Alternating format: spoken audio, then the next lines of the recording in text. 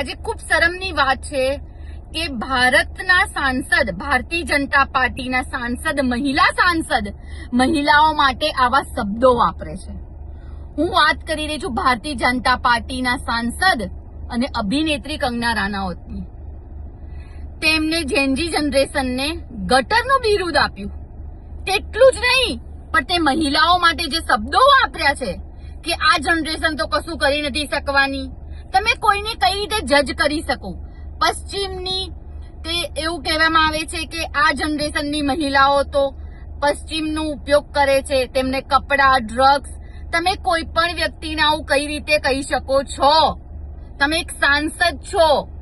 તમને જ્યાં મોકલવામાં આવ્યા છે તે લોકોએ તમને મત આપ્યા છે અને મતથી આજે તમે ત્યાં બેઠા છો.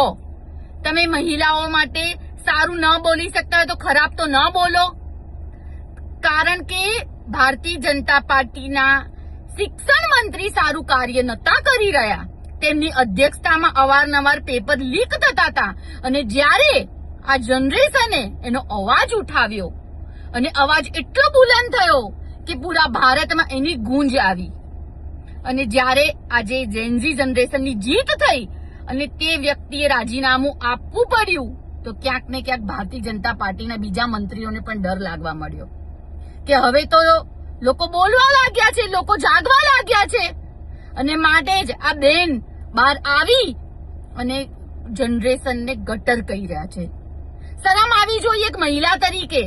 ક્યાં ગયા હતા બેન તમે જ્યારે જંતર મંતર ઉપર મહિલાઓ ઉપર, દીકરીઓ ઉપર લાઠીચાર્જ થતો હતો, ટીયર ગેસ છોડવામાં આવતા હતા?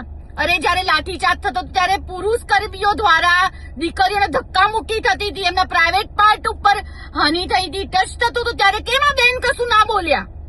પણ તમે કોઈના જનરેશનને, જેનજી જનરેશનને તમે જજ કરો છો કે ફ્યુચરમાં શું કરી શકશે, શું નહીં કરી શકે, એમના પરિવાર વિશે વાત કરી રહ્યા છો. તો ક્યાં ગયા હતા જે પરિવારે પોતાના દીકરા દીકરી ગુમાવ્યા છે? તો તમે કેમ ચૂપ હતા ત્યારે? હું મહિલા તરીકે ખૂબ નિંદા કરું છું. આમનું જે સ્ટેટમેન્ટ છે પાછું લે અને પૂરા ભારતનું તે માફી માંગે. જય હિન્દ, જય જય ગરવી ગુજરાત.